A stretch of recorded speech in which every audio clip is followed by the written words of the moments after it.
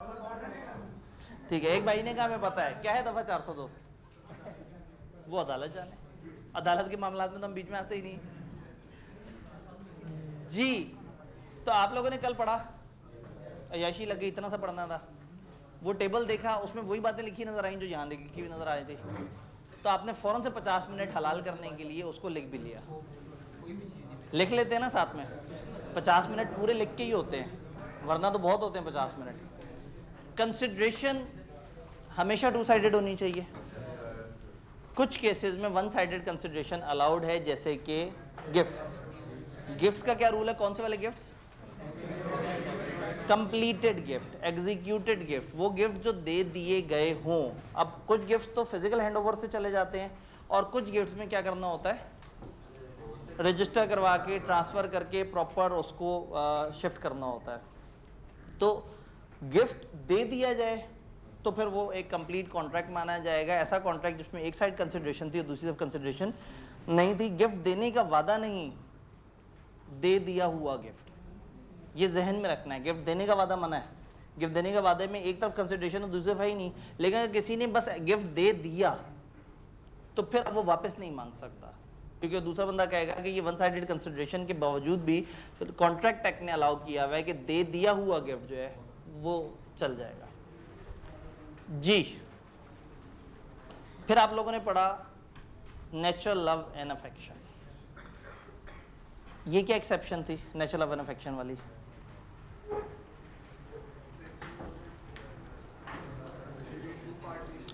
To parties के दरमियान हो,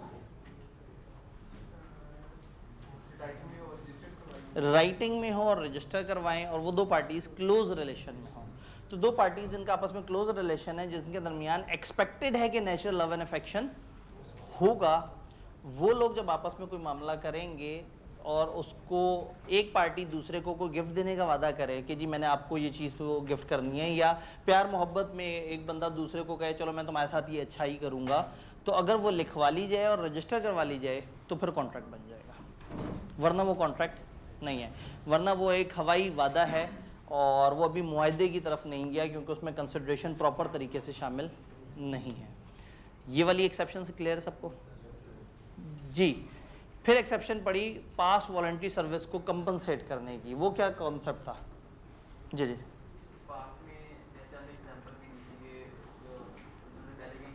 पास्ट में कोई हेल्प की थी, एक बंदे ने पास्ट में आपके साथ कुछ अच्छा किया था,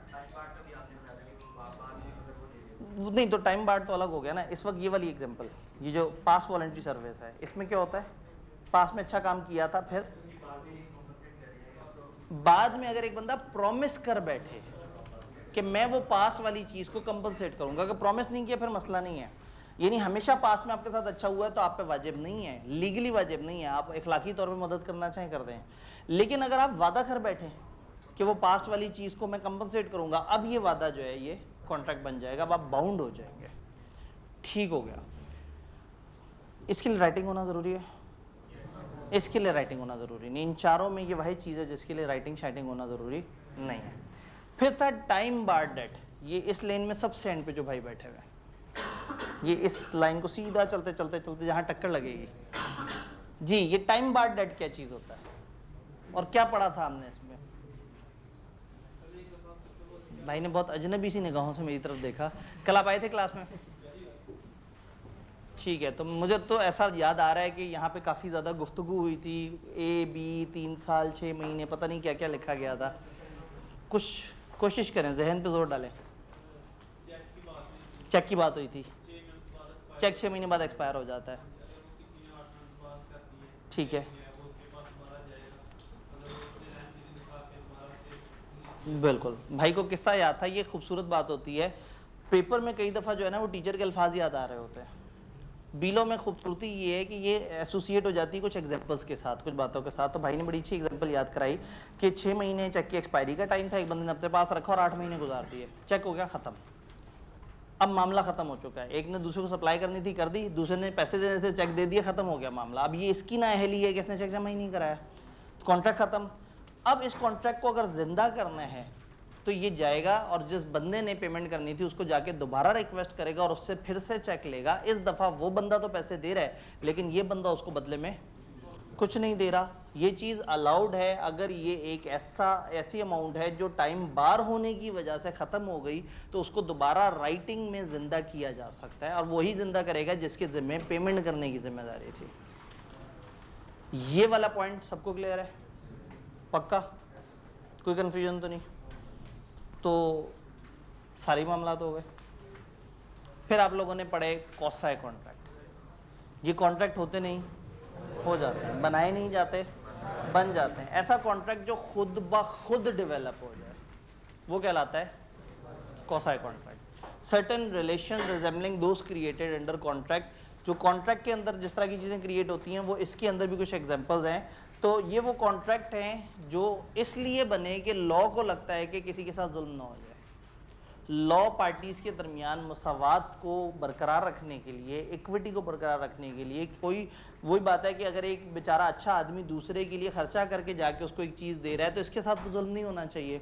तो कानून खुद ब खुद एक कॉन्ट्रैक्ट क्रिएट कर देते हैं, हालांकि इन दो पार्टीज ने आपस में कॉन्ट्रैक्ट क्रिएट नहीं किया था। तो कॉसाई कॉन्ट्रैक्ट के लिए कॉन्ट्रैक्ट एसेंशियल्स पूरा होना जरूरी नहीं है, बस वो शर्त पूरी होनी जरूरी है जो लॉ ने कह दिया, अगर ऐसा हो गया तो समझो खुद ब खुद कॉन्ट्रैक्ट बन जाएगा। मैंने चंद एग्जांपल्स दी थी।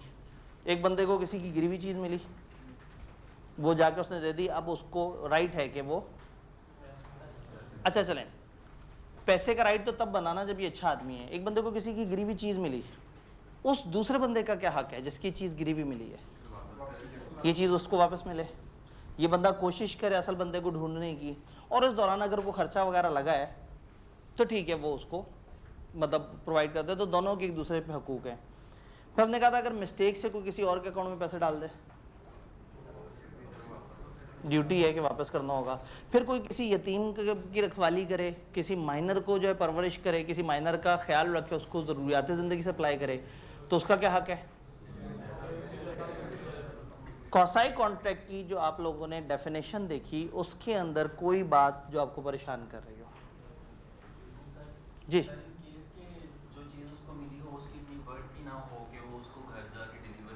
ठीक है जी। ये इन्होंने मजे की बात कर दी कि अगर एक चीज मिले और उसकी इतनी वर्थ ना हो, तो एक बड़ा मजे का रूल होता है इसमें 2/3 वैल्यू का। अगर आपको जो चीज मिली है, फॉर एग्जांपल उसको बटवा मिला, बटवे में से 2000 रुपए, वो उस बंदे को लेके वहां तक पहुंचा, उस तक बटवा पहुंचाया और उसको कहा ये बटवा पकड़े। उसने बटवा खोला, उसने कहा अल्लाह का शुक्र है मेरे 2000 मेरे पास वापस आ गए। इसने कहा जी मेरा आने जाने में 2200 रुपया लग गया, तो ये 2000 तो मुझे वापस कर दें और 200 रुपये इजाफी ज़रा घर अंदर जाके मुझे मजीद ला के दे दें, क्योंकि मैं आपका बटवा जिसमें आपके 2000 रुपये थे आप तक लाने का कष्ट किया। तो कानून ने एक रूल दिया है कि अगर वो चीज़ पेरिशेबल हो, पेरिशेबल क्या होता है? वो हो सकती है, ख़राब हो सकती है, तो आप पे ज़रूरी नहीं है कि आप लंबी चौड़ी एफर्ट करें, आप उसे खुद बेच सकते हैं अगर वो पेरिशेबल है और असल ओनर तक पहुँचते पहुँचते फारिग हो जाएगी। या नंबर 2, चीज़ को असल ओनर तक पहुंचाने का खर्चा उस चीज़ की वैल्यू के 2/3 से अगर ऊपर चला जाए, 2/3 से ऊपर चला जाए, तो लॉ ने इजाज़त दी है कि वो चीज़ आप बेच सकते हैं। फॉर एग्जांपल आपको किसी की गिरी हुई बर्फ़ मिली है, तो आप कहें कि चाहे 3 दिन लगे मैं इस बर्फ़ को इसके असल मालिक तक पहुंचाने की पूरी कोशिश करूँगा। वो बर्फ़ बेचारी मर जाएगी, किसी के काम नहीं आएगी, तो उसे खुद खा जाएं, अपनी बोतल में डाल लें बर्फ, ठीक है। अगर आपको लग रहा है कि जो असल ओनर है उसको ढूंढने में इतना टाइम लगेगा कि ये पेरिशेबल चीज़ है, ये ख़त्म हो जाएगी, तो फिर लॉ ने इजाज़त दी है कि अगर पेरिशेबल चीज़ हो या उसकी कीमत का 2/3 से ज़्यादा उसको असल ओनर को ढूंढने में लग रहा हो, और 2/3 से ज़्यादा तो लग रहा है, पता नहीं कितना ज़्यादा, तो फिर लॉ ने इजाज़त दे दी आप उसे बेच दें। तो लॉ ने थोड़ा सा ज़रा इस साइड पर भी ध्यान रखा है। जी, अब अगेन लॉ ने इतना ज़्यादा नहीं सोचा। जिस ज़माने का लॉ है ना, तो उस ज़माने में ये वाले बहुत ज़्यादा इंस्ट्रूमेंट इस तरह से नहीं होते थे। ठीक है, हाँ, अब वहाँ जाने का रीज़नेबल खर्चा पता लगे। आप कहें कि मैं अगर जहाज़ की बिजनेस क्लास में बैठ के कराची तक पहुँचूँ और वहाँ पे पीसी में जाके स्टे करूँ और उसके बाद मैं वहाँ पे जो है वो लाल किला से खाने खाऊँ और फिर वापस आऊँ, तो वो ऑब्वियसली, तो अगर एक चीज़ को असल ओनर तक पहुंचने का रीज़नेबल खर्चा उसके 2/3 से ऊपर लग रहा हो, तो फिर आप ऐसा कर सकते हैं। लेकिन आपने ऐसा कर दिया, दूसरे बंदे ने आपको पकड़ के वो लेके अदालत। अब सवाल ये है कि अदालत में कैसे साबित होगा कि आप सही हैं या वो?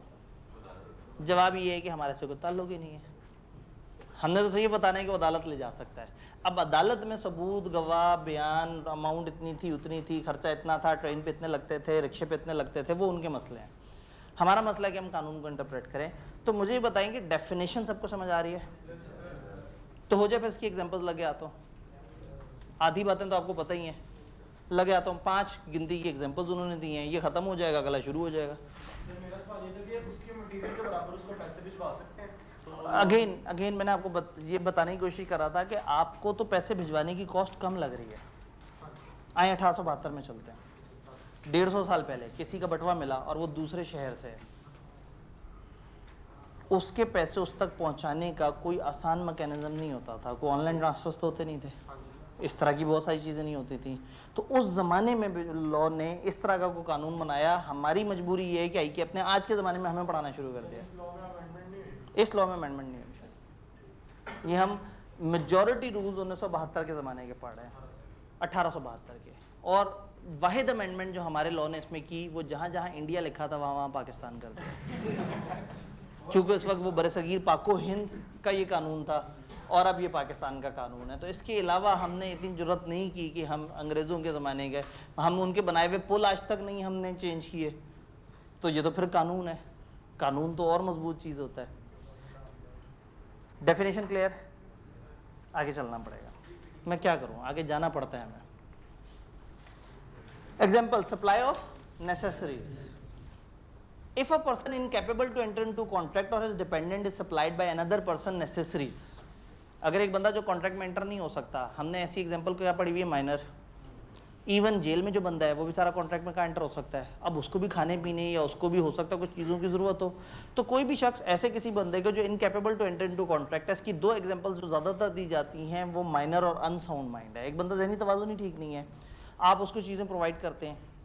अब जिसका ज़हनी तवाज़ुन ठीक नहीं है उसके साथ तो कॉन्ट्रैक्ट हो ही नहीं सकता, तो लॉ ने इसका भी जुगाड़ निकाल लिया। उन्होंने कहा ये कॉन्ट्रैक्ट उस बंदे के साथ नहीं है, उस बंदे की प्रॉपर्टी के साथ है, आपका उसके एसेट्स के साथ कॉन्ट्रैक्ट है। अगर एक person incapable to enter into contract और dependent is supplied by another person necessaries, अगर किसी ने उसको नेसेसरी सप्लाई की, मैं आगे थोड़ा सा जुमला गायब कर रहा हूँ, the person supplying such necessaries is entitled to be reimbursed his price from the property of such incompetent. Minor के साथ कॉन्ट्रैक्ट नहीं है, माइनर की प्रॉपर्टी के साथ है। यानी कि माइनर की मदद की, माइनर के साथ कॉन्ट्रैक्ट नहीं क्रिएट हो सकता, लेकिन माइनर के पास अगर प्रॉपर्टी मौजूद है, प्रॉपर्टी किसे कहते हैं, एसेट्स को। लॉ के अंदर जब जब मैं प्रॉपर्टी बोलूंगा आपने एसेट समझना है। अगर मैंने ज़मीन कहना होगा तो मैं ज़मीन कहूँगा या मैं इमूवेबल प्रॉपर्टी बोलूँगा। प्रॉपर्टी का मतलब लॉ में आपने ध्यान में रखना है, प्रॉपर्टी लॉ एसेट्स के लिए इस्तेमाल करता है। तो उस इनकम्पिटेंट पर्सन के एसेट से उस बंदे को वो खर्चे रीइंबर्स हो जाएंगे। ये क्या चीज़ होती है रीइंबर्स? ये ऐसी है जैसे आप बाहर निकले में घर वालों ने कॉल करके कहा कि दही लेते आना और डबल रोटी लेते आना, आपकी जेब में अपने पैसे पड़े हुए थे, आपने चीज़ें खरीदी और घर जाके कहा मेरे पैसे, तो वो जो घर जाके आपने जो खर्चा किया वो जो वापस मांग रहे हैं ना, इसको कहते हैं रीइंबर्स। तो एक बंदे ने अगर किसी माइनर पे अनसाउंड माइंड पे खर्चा किया है तो वो खर्चा उसको रीइंबर्स हो जाएगा उसकी प्रॉपर्टी से। ये एग्जांपल दी है लॉ ने कौसाई कॉन्ट्रैक्ट की। एक कौसाई कॉन्ट्रैक्ट की 5 एग्जांपल हमारे सिलेबस में, जिसमें से एक ये है। यहां तक जितना हमने पढ़ा, दरमियान की मैंने कुछ वर्ड्स गायब किए थे, फिलहाल यहां तक समझ आ रही है? तो फिर कुछ नहीं मिलेगा। यानी कि मिलना उसी वक्त है अगर प्रॉपर्टी में वो हो। तो मदद करने वाला भी ध्यान करके मदद करे कि किसी ऐसे बंदे की मदद करे जिससे पैसे निकल सकते हैं। और अगर वो खुदा तरसी के तौर पे मदद कर रहा है तो फिर ये सोचने की ज़रूरत ही नहीं कि वापस मिलेंगे। तो ये डिपेंड करता है। अब अगेन जब आप माइनर को या अनसाउंड को नेसेसरी सप्लाई कर रहे हैं तो नेसेसरी से क्या मुराद है? एक अच्छा महंगा मोबाइल फ़ोन, तालीम, खाना, अच्छा आटा चक्की वाला या दूसरा वाला, पानी नेस्ले वाला या दूसरा वाला। भाई एक करोड़पति बाप का बच्चा, करोड़पति बाप मर गया, वो बच्चा हमेशा पीता ही नेस्ले का पानी था। अब आप अगर उसे सादा पानी देंगे तो उसकी तो नेसेसरी की डेफिनेशन ही चेंज हो चुकी है, वो नेस्ले का पानी पीता है। आप उसे ज़बरदस्ती गंदा पानी पिलाते रहें और बाद में क्या कटो है, ठीक है। तो रूल क्या है? रूल बड़ा मज़े का है। रूल ये है कि necessaries suited to his conditions in life, उसके स्टेटस के मुताबिक नेसेसरीज। तो एक अगर अमीर का बच्चा है और उसकी एक बड़ी इंपॉर्टेंट नीड है कि उसको कम्युनिकेट करना होता है, जब तक सोशल नेटवर्क पे नहीं जाता उसका दिन अच्छा नहीं गुजरता, वो बहुत परेशान रहता है, उसको चक्कर आना शुरू हो जाते हैं, तो शायद उसको मोबाइल दिलाना, शायद उसका फेसबुक का खर्चा, शायद उसके इंटरनेट का खर्चा भी उसके लाइफस्टाइल के मुताबिक नेसेसरीज में आ जाएगा।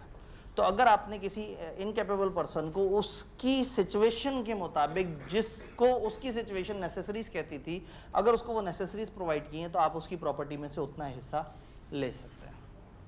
ये एग्जांपल समझ आई? देन पेमेंट बाय मिस्टेक और अंडर कोर्शन। याद है कल हमने बात की थी, गलती से एक बंदे ने किसी दूसरे के अकाउंट में पैसे ट्रांसफर कर दिए, तो अब उसका हक है कि दूसरे बंदे से वो पैसे मांगे और दूसरा बंदा कॉन्ट्रेक्चुअली बाउंड है कि वो पैसे से वापस करे। ये तो हो गया मिस्टेक। कभी कभी बाय कोर्शन भी ऐसा होता है। कोर्शन हम थोड़ा सा आगे जाके पढ़ेंगे। कोर्शन का मतलब होता है जोर जबरदस्ती। तो अगर किसी एक ने दूसरे से गन पॉइंट पे पैसे लिए और चला गया और बाद में अदालत में साबित हो गया कि गन पॉइंट पे पैसे लिए थे, तो फिर अब एक इसका हक बनता है उस बंदे का कि ये बंदा उसको पैसे वापस करे। तो जोर जबरदस्ती या बाय मिस्टेक अगर एक बंदे की पेमेंट किसी और के पास चली गई तो उसका हक है कि वो पेमेंट उसे वापस मिले। ये भी एक एग्जांपल है। बात समझ आ रही है? फाइंडर ऑफ गुड्स, कल हमने ये बात भी की थी। A person who find goods belonging to another and takes them into his custody, अगर एक बंदे को दूसरे के गुड्स मिले और वो अपनी कस्टडी में ले ले, is subject to same responsibility as a बेली। उसकी वही जिम्मेदारी है जो एक बेली की होती है। पंजाबी आप लोगों ने पढ़ी हुई है। एक बेली ही बेली के काम आता है। बेली कौन होता है? सच्चा दोस्त। ठीक है, बेली पैसे नहीं देता है। ठीक है, तो ये पंजाबी वाला बेली नहीं है, ये इंग्लिश वाला बेली है। इंग्लिश में अमानत को बेलमेंट कहते हैं, अमानत देने वाले को बेलर कहते हैं, अमानत रखने वाले को बेली कहते हैं। तो वो कहना चाह रहे हैं कि उसकी जिम्मेदारी बन जाएगी अमानतदार वाली, बेली की। यानी अगर आपकी चीज़ें किसी ने उठा के रख ली तो ऐसा समझा जाएगा गोया आपकी अमानत उसके पास पड़ी है, तो उसकी जिम्मेदारी बन जाएगी अमीन की, अमानतदार की। तो बेली का मतलब है यहाँ अमानत रखने वाला। He is bound to take as much reasonable care of the goods as he take of his own goods। वो उतनी ही ख्याल रखना उस पर जरूरी है जितना अपने गुड्स का ख्याल रखता है। He must also take reasonable steps to trace its owner। उसके ओनर को ढूंढने के लिए कोशिश करेगा। If he does not, अगर वो कोशिश नहीं करता, he will be guilty of wrongful conversion of the property। ये समझा जाएगा कि उसने वो उस एसेट को रॉन्गफुली अपने पर कन्वर्ट कर लिया। यानी अगर एक बंदे ने ओरिजिनल ओनर को ढूंढने की कोशिश नहीं की तो क्या समझा जाएगा कि वो उस चीज़ का अपने आप को मालिक बनाना चाह रहा है, रॉन्गफुल कन्वर्ट कर रहा है उस चीज़ को, उस चीज़ को की मलकियत पे कब्जा कर रहा है। यानी अगर एक बंदे को दूसरे की चीज़ पड़ी भी मिले और वो कोशिश ना करे ओनर को ढूंढने की, तो समझा जाएगा कि जैसे उसने चोरी की है, समझा जाएगा कि उसने उस एसेट को अपने नाम पे शिफ्ट करने की कोशिश की है। ये बात समझ आई? 2/3 वाली बात, he may sell the goods when the goods are of perishable nature. अगर गुड्स पेरिशेबल हो, पेरिशेबल क्या था? जो जल्दी खराब हो सकता है, जैसे सब्जियां, फल, और मेरी एग्जांपल तो बहुत ही हाईली पेरिशेबल थी, बर्फ। तो अगर कोई ऐसा पेरिशेबल गुड मिले जो खराब हो सकता है जल्दी, और when the lawful charges for finding the true owner amounts to 2/3 or more of the value of the goods, तो ये इजाजत है कि वो उन गुड्स को बेच सकता है। बेचने के बाद वो पैसे ओनर को पहुंचाएगा या नहीं पहुंचाएगा, या पहुंचाने की कोशिश करेगा नहीं करेगा, इस पे कानून खामोश है। क्योंकि अगर वो चीज़ पहुंचाने का खर्चा था तो पैसे पहुंचाने का भी उतना ही खर्चा होगा। वो पुराना ज़माना थोड़ी था कि अपनी ऐप खोली और इजी पैसा ट्रांसफ़र कर दिया। तो इसलिए वही कहते हैं कि अगर 2/3 ऑफ द वैल्यू से ज़्यादा हो तो फिर आप रोक सकते हैं। डन? जी, जो गलती से ट्रांसफर हुए होते हैं वो पैसे वापस देने होते हैं उस बंदे की डिमांड करने के बाद। अगर डिमांड ना करे तो डिमांड कर दी है तो फिर आपको इमीडिएटली देने होंगे, एज अर्ली एज पॉसिबल। क्योंकि देखिए वो पैसा जब आपका है ही नहीं तो देरी किस बात की? ठीक है, आप ये नहीं कह सकते कि मुझे पता ही नहीं लगा मेरे अकाउंट में पैसे कौन डालता रहा। ऐसा थोड़ी होता है कि आप कहेंगे पता नहीं कहाँ से अचानक से एक दिन अकाउंट खोल के देखा अरबों रुपए पड़ा हुआ था उसमें। जी, अगर अगर हमें उसका एड्रेस नहीं मालूम, हमने कहा हम ओनर तक पहुंचने की कोशिश करेंगे। कोशिश में हम थोड़ा सा अगर एक चीज़ कहीं पड़ी भी मिली है तो वो हवा से उड़ के नहीं आई है, आसपास के कुछ लोगों से पूछा जा सकता है यहाँ से कौन गुजरा था, कोशिश की जा सकती है। उन्होंने ये नहीं कहा कि जाओ और ओनर को चीज़ पकड़ा दो, कोशिश करो। अब कोशिश जो है बड़ा सब्जेक्टिव वर्ड है, अदालत में साबित करना पड़ेगा कि आपने कितनी को कोशिश की। पता लगे बटवा उठा के आपने कहा किसी भाई का तो नहीं बटवा, वो नहीं होता 3 दफ़ा, मतलब रिलीजियसली कहा जाता है कि आप 3 दफ़ा उसका ऐलान कराएं प्रॉपर तरीके से। अब वो ऐलान ही इतनी खामोशी से करवाएं कि ऑफर के रूल ही पूरे ना हो, कि कम्युनिकेट ही नहीं हुई आपकी ऑफर, तो वो गलत हो जाएगा। जी भाई,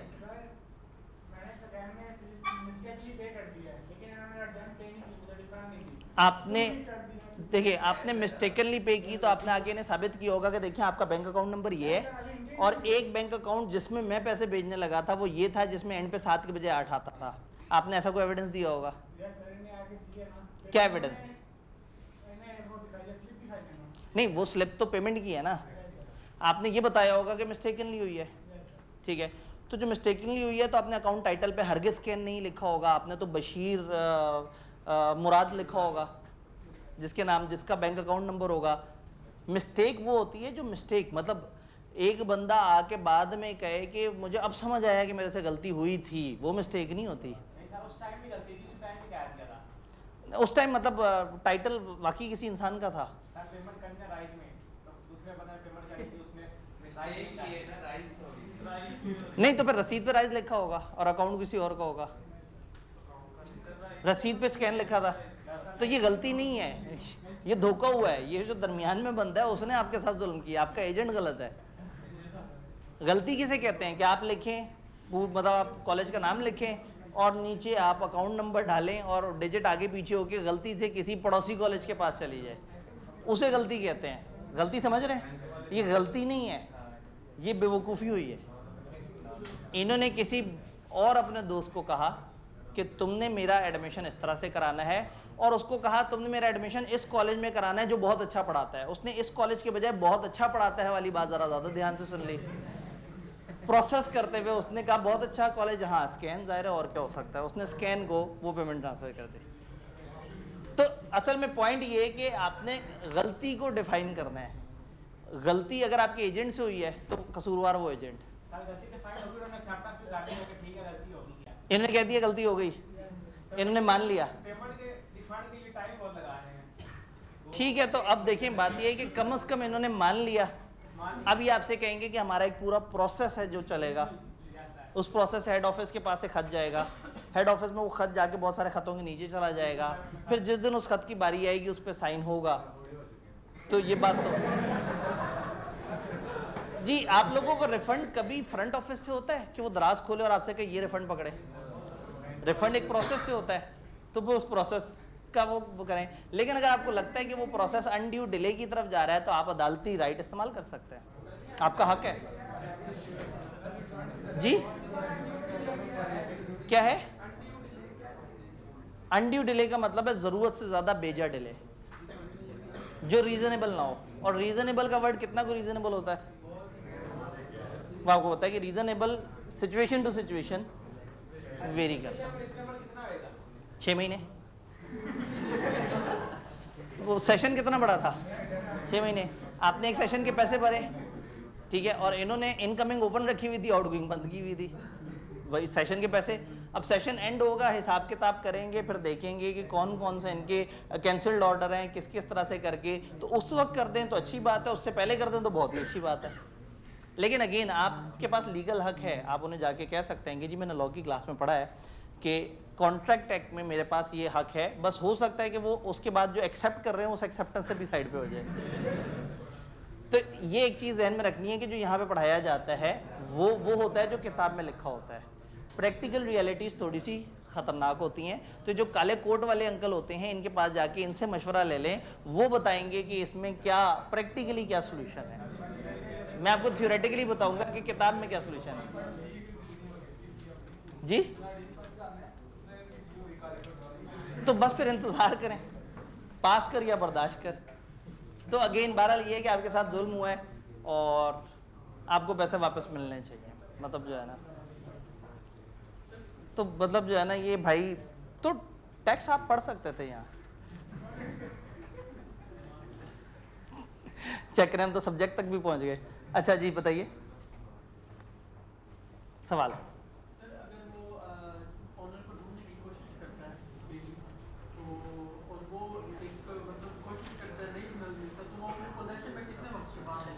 जी अगेन, अगर वो ढूंढने की कोशिश करता है और ओनर नहीं मिलता, अब ओनर अगर दूसरे शहर का है तो फिर तो जाहिर है वो अब उसने मिलना ही नहीं है, पता नहीं उसने कितने अरसे बाद चक्कर लगाना है, तो वो अपने पास कुछ रीजनेबल टाइम तक संभाल के रखे। अब रीजनेबल टाइम कितना है वो उस चीज़ के ऊपर डिपेंड करता है, वो चीज़ है क्या वो चीज़ ज़्यादा अरसे तक संभाली जा सकती है या नहीं संभाली जा सकती। तो नॉर्मली फिर हम ये करते हैं कि हम एक रीजनेबल टाइम का कॉन्सेप्ट देते हैं, और वो रीजनेबल टाइम इन्होंने नहीं बताया, जैसे रीजनेबल केयर भी नहीं बताया। तो कुछ अल्फाज लॉ ने रखे होते हैं अपने खेलने के लिए, कि एक बंदा कहे इसने मेरा बटवा उठा के अपने पास रख तो लिया, लेकिन उसको एक गलत सरफेस पे रखा, मेरा बटवा फलाना क्वालिटी के लेदर का बना हुआ था जिससे नीचे वाली जो साइड है उसके ऊपर कुछ लकीरें आ गई जिससे मुझे नुकसान हो गया। तो अदालत में तो फिर इस तरह की बातें भी हो रही होती हैं, तो फिर इसलिए लॉ रीजनेबल का वर्ड इस्तेमाल करता है। तो सवाल ये है कि कितने अरसे तक अपने पास रखना है, जवाब ये है कि जितना यहाँ पे लॉ में लिखा है मैंने उतना आपको बता दिया। तो इससे ज्यादा लॉ ने बताया नहीं, तो इससे ज्यादा फिर ऑप्शन है वही वकीलों और वही अदालतों के पास कि वो उसके अंदर मैनिपुलेट कर सकते हैं उन रूल्स को और अपने हिसाब से खेल सकते हैं। यही तो नुकसान है, लॉ में चीजें बताते हैं, बेसिक रूल बताते हैं, लेकिन एक एक चीज की एक एक गहराई नहीं बताते, जिसमें फिर खेलने का मार्जिन आ जाता है। तो कितने अरसे तक रखना है? रीजनेबल अरसे तक।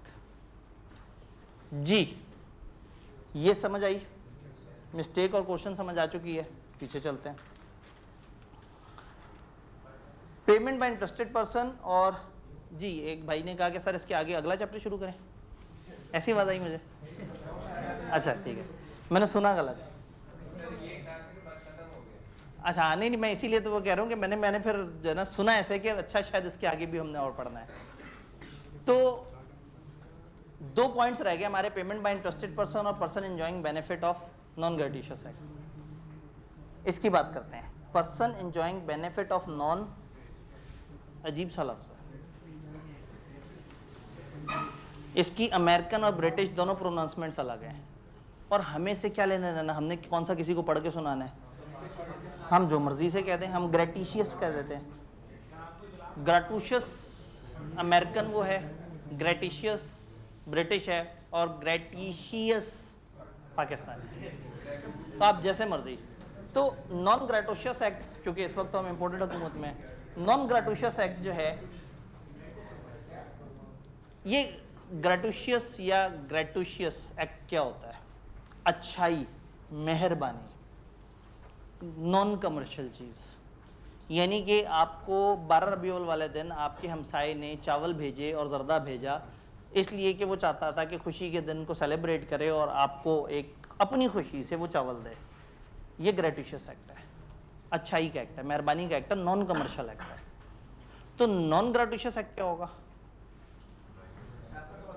जो भलाई की नीयत से ना हो, जिसमें कोई अच्छाई की नीयत ना हो।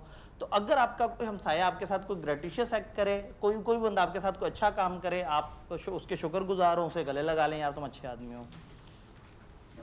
अगर एक बंदा कुछ ऐसा करता है दूसरे बंदे के लिए, या डिलीवर कर देता है कोई भी चीज उसको, not intending to do so gratuitously, वो ग्रेटिशियसली नहीं चाहता था कि वो ऐसा करे, लेकिन उससे ऐसा हो गया। आपके हमसाये ने पिज़्ज़ा मंगवाया, पिज़्ज़ा डिलीवरी बॉय आपके दरवाजे पे आया, बेल बजा के कहा आपका पिज़्ज़ा, आपने पिज़्ज़ा देखा, आपने कहा नहीं पिज़्ज़ा तो हमारा नहीं है, क्योंकि आपको पता था कि पैसे देने पड़ेंगे। तो उसने कहा सर ये वही वाला पिज़्ज़ा जो आपने दुकान पे कॉल करके और एडवांस पेमेंट भी कर दी थी। हाँ वो वाला पिज़्ज़ा, हाँ ठीक है ये तो हमारा पिज़्ज़ा है। पिज़्ज़ा पकड़ा और खा गए। अब पिज़्ज़ा पकड़ते वक्त आपको साफ पता था कि ये कोई ग्रेटिशियस एक्ट हरगिज़ नहीं है, मेरे हमसाये ने कहीं से भी मेरी मोहब्बत में ये पिज़्ज़ा नहीं मंगवाया होगा। थोड़ी देर बाद आपका हमसाया आ गया, उसने कहा जी वो मैंने उधर कॉल की कि मेरा पिज़्ज़ा नहीं आया, तो उन्होंने कहा जी वो हमने डिलीवर कर दिया था, घर नंबर फलाना, वो घर आपका था, तो वो मेरा पिज़्ज़ा आपके पास आया। आपने कहा जी बहुत शुक्रिया गुप्ता साहब, आपका जो है पिज़्ज़ा खा के बहुत अच्छा लगा, और अच्छे पड़ोसी एक दूसरे के ऐसे ही काम आते रहते हैं। वो कहे 1 मिनट बस, ये नॉन ग्रेटिशियस एक्ट था। मेरा हरगिज़ इरादा तुम्हें फेवर देने का नहीं था, ठीक है, मैंने इससे पहले 12 रुपये चावल भेजे, वो भी तुमने तुन के खाए थे ना, तो ठीक है, वो उस वक्त ग्रेटिशियस एक्ट था, लेकिन इस वक्त ये एक्ट ग्रेटिशियस नहीं है। तो तुमने मेरा पिज़्ज़ा खाया है, कंपनसेशन दो। वो कहेगा आपने कब मुझे ऑफर दी थी, कब एक्सेप्टेंस हुई थी, कब ये तय हुआ था कि मैं आपको पिज़्ज़े की पेमेंट करूंगा? उसने कहा ये कॉन्ट्रैक्ट होता नहीं, हो जाता है। जिस वक्त तुम पिज़्ज़ा खा रहे थे, हर बाइट एक कॉन्ट्रैक्ट क्रिएट करती जा रही थी, हर बाइट तुम्हारे ऊपर एक उधार चढ़ाती जा रही थी, क्योंकि तुमने एक ऐसे मेरे एक्ट का फ़ायदा उठा लिया जो तुम्हें फ़ायदा देने के लिए नहीं था। तो जब एक बंदे से मिस्टेकनली कुछ ऐसा हो जिससे दूसरे को फ़ायदा हो जाए, जबकि इसका इरादा से फ़ायदा देने का नहीं था, और दूसरा उस फ़ायदे को कंज्यूम भी कर ले। भाई आपके घर पिज़्ज़ा आया और आपको पता है कि आपका नहीं है, तो आप इधर उधर अपने हमसाए वगैरह से पूछो, उनको दे दें, आपने खा भी लिया, और उसके बाद कहें कि कितना जालिम कानून है जो मुझे कहता है कि जी जुर्माना अदा करो।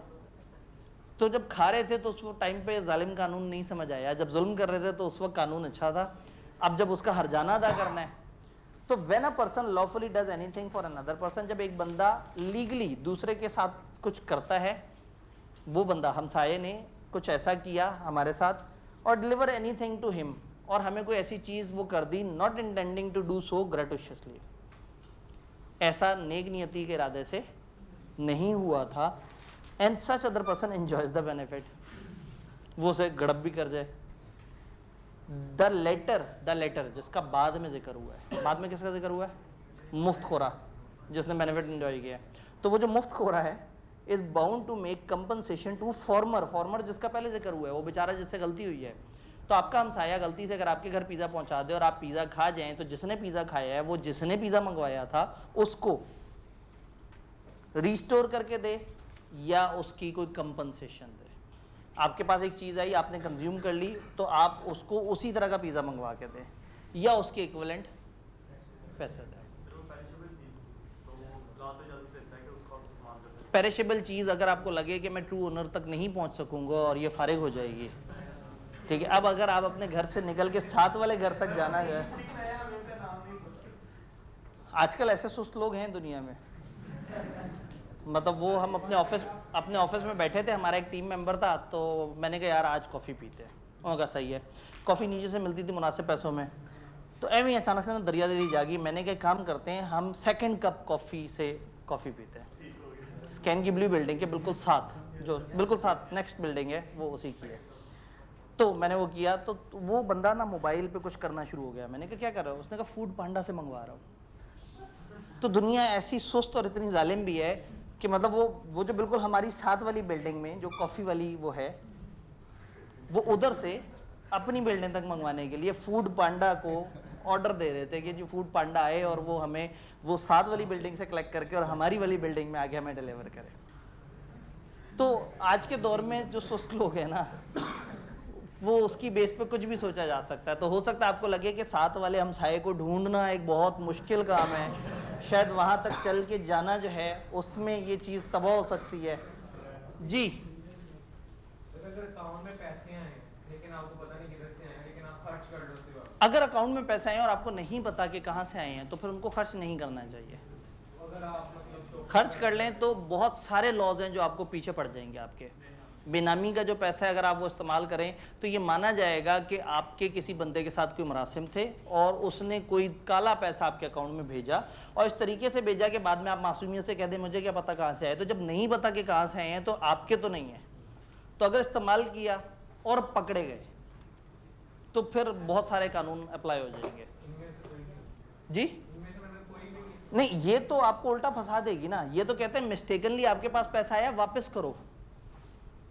आपके पास पैसा आया किसी तरीके से आया होगा, आप ये तो तलाश कर सकते हैं कि ये कौन सी रसीद से आया है, ये किस तरह के उससे ऑर्डर से आया, ये कौन सी ऑनलाइन ट्रांजैक्शन से आया। तो आप पीछे वाले बंदे को ट्रेस कर सकते हैं या उस तक पहुंचने की कोशिश कर सकते हैं। हाँ, अगर आपके पास पैसा आया और आपकी बावजूद शदीद कोशिश आपको वो बंदा नहीं मिला तो रीजनेबल इंतजार करें। फिर बाद में अदालत को साबित करना होगा कि आपने ढूंढने की कोशिश की कि कहाँ से आया। तो ये क्लेम भी चल जाता है कि मुझे नहीं पता कौन कौन मेरे अकाउंट में पैसे जमा कराता रहा है, अगर आप साबित कर दें कि आपने ढूंढने की कोशिश की उन लोगों को जो एवं आपके अकाउंट में पैसे जमा करा देते थे। तो फिर एंड पे कोई फालूदे वाला, कोई छाबड़ी वाला, कोई चपड़ासी, कोई इस तरह के लोग ही निकलते हैं जो जिनके थ्रू सारी गेम हो रही होती है। खैर वापस इधर आते हैं। ये बात समझ आई, अगर एक पर्सन को एक ऐसा बेनिफिट मिल गया जो आपने उसे बेनिफिट देना चाहा ही नहीं था, उसने बेनिफिट कंज्यूम कर लिया, तो फिर क्या होगा? Compensate. Then again payment by interested person, आज की आखिरी बात। हमने आज ज़्यादा नहीं पढ़ना था, वो तो हमें 2 वाले चैप्टर तो मैं आपको छेड़ रहा था, वो अगला चैप्टर जो है कल के दिन भी कुछ ना कुछ तो करना है, इसके सवाल नहीं होंगे, वो कल के दिन पे डाल लेंगे इंशाल्लाह। तो हम लोगों ने एक रूल पढ़ना है पेमेंट बाय इंटरेस्टेड पर्सन। आप एक घर में रहते हैं, आप हैं किराएदार, आपका मालिक मकान जो है वो अपने किसी और घर में रहता है और ये घर उसने आपको किराए पे दिया हुआ है। घर में एक नोटिस आता है टैक्स की तरफ से कि ये हमारा आखिरी नोटिस है, अगर इस दफ़ा भी प्रॉपर्टी टैक्स नहीं दिया तो हम इस घर को गिरा देंगे और उसके सारे मकीनों को घर से बेदखल कर देंगे। और घर में रह कौन रहा है? किराएदार। और टैक्स किसने देना है प्रॉपर्टी का? मालिक मकान ने। अगर ये किराएदार अपने मफाद के लिए, अपने आप को बचाने के लिए वो पेमेंट जाके दे दे, गवर्नमेंट का लीगल ड्यूज है वो जाके जमा करा दे, तो इस किराएदार का ये हक है कि ये मालिक मकान से वो चीज़ की रीइंबर्समेंट मांग सकता है। अगर एक ऐसी पेमेंट हो जो एक ऐसे शख्स ने की है हु इज़ इंटरेस्टेड पर्सन, उस पेमेंट के होने ना होने से उस बंदे को फ़र्क पड़ता है, तो अगर वो बंदा वो पेमेंट कर दे, अगर वो एक लीगल जेन्युइन पेमेंट है, तो उसका हक है कि वो फिर जो असल बंदा है जिसके ज़िम्मे थी वो वाली पेमेंट, उससे वो डिमांड कर सकता है। बात समझ आई? तो आज की बस सारी डिस्कशन यही थी। 5 एग्जांपल्स हम लोगों ने देखी हैं और एग्जांपल्स पे काफ़ी जोर डाल के कोशिश की है कि उसको टाइम दें। 5 एग्जांपल्स कौन सी हैं, मुझे बस एक बंदा जल्दी से जाते जाते बता दे। 5 पूरी करते हैं। जी जी, एक मिनट जी जी। एक सप्लाई ऑफ नेसेसरीज है जो इनकैपेबल पर्सन को की। साथ वाले भाई से मदद ले सकते हैं आप। पेमेंट बाय इंटरेस्टेड पर्सन, एक ऐसा शख्स जो कि एक पेमेंट में इंटरेस्टेड है जिसके होने से इस बंदे को फायदा है, तो ये पेमेंट करने के बाद वो उस बंदे से उसकी रिकवरी ले सकता है। फाइंडर ऑफ गुड्स, उसको चीज पड़ी हुई मिली, वो असल ओनर तक पहुंचाने की कोशिश करे। पेमेंट बाय मिस्टेक या कोर्शन, गलती से या जोर जबरदस्ती एक बंदे की पेमेंट दूसरे के पास चली गई तो उसका हक है कि वो पेमेंट उसे वापस मिले। Enjoying benefit of non gratuitous act, एक ऐसा एक्ट जिसमें दूसरा आपको बेनिफिट नहीं देना चाहता था लेकिन मिस्टेकनली वो आपको बेनिफिट दे गया है, तो फिर आपका पेमेंट बाय मिस्टेक में रुपए पैसे थे, इसमें कोई गुड्स है या कोई एक्ट है, कोई फायदा है जो आपको वो दे गया है, तो अब आपने उसको वो चीज़ रिस्टोर करके देनी है। डन? ठीक है जी।